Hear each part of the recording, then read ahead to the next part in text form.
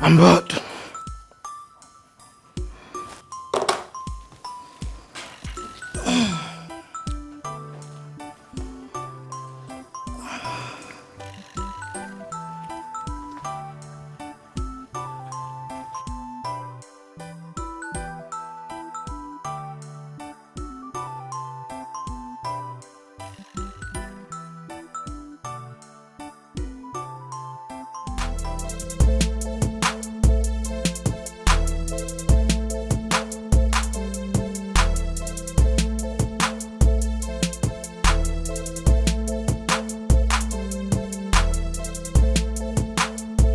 Taxi? Okay. Ooh.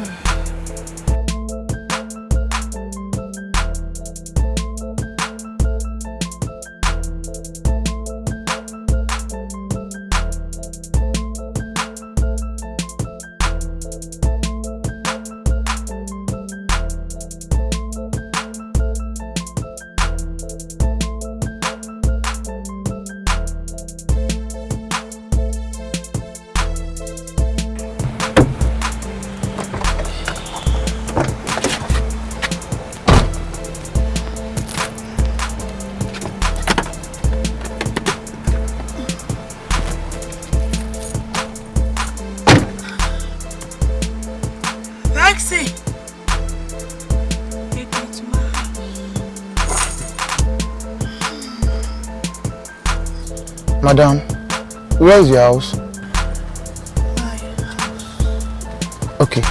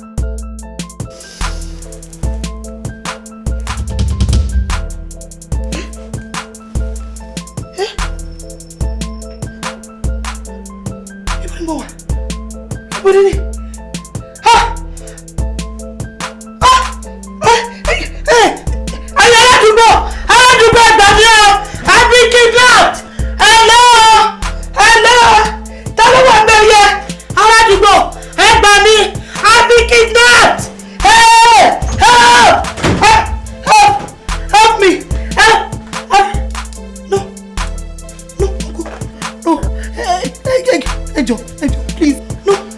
No.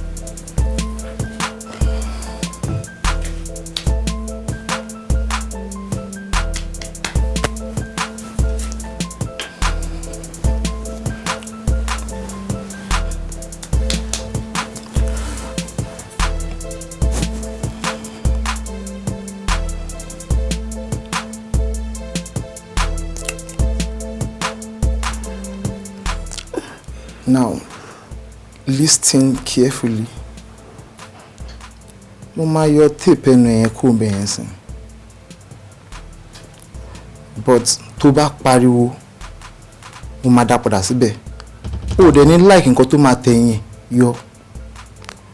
Do you get me?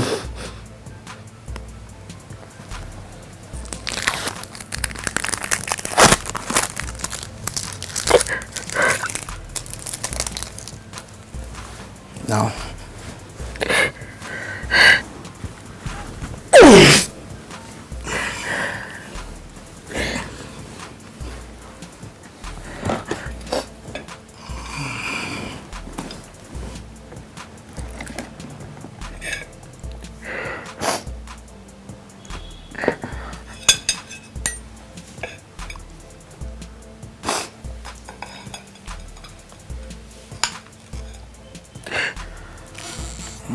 Yeah. Oh, Jim. Oh, fẹ́ jẹun. Okay. Throughout the day, ebi máa pa ẹ́ o. Ó jẹ́ jẹun sìn.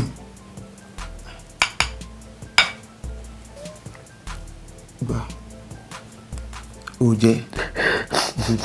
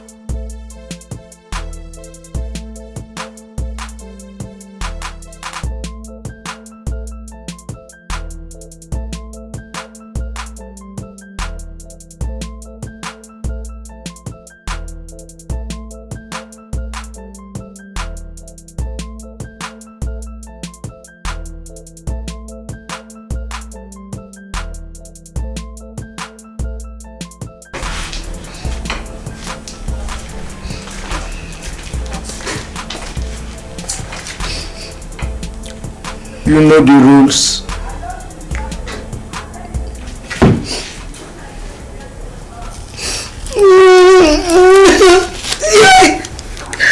Kí ló ṣẹlẹ̀? I want to be Feto.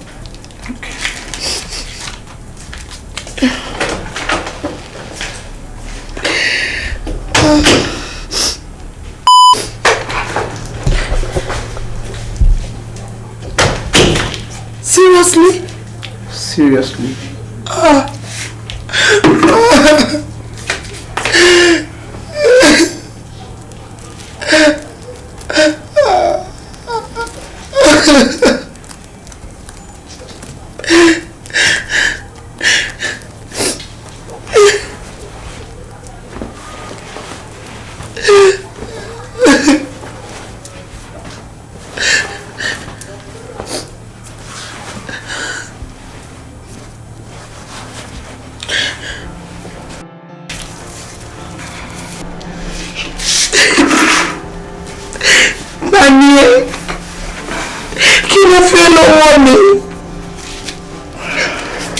Kí mo ṣe fún ẹ?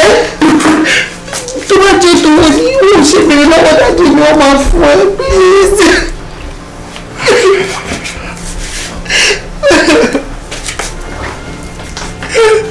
Who the hell are you? Who are you? To let you better to give you. Just call him. Eh? Mama, can you please?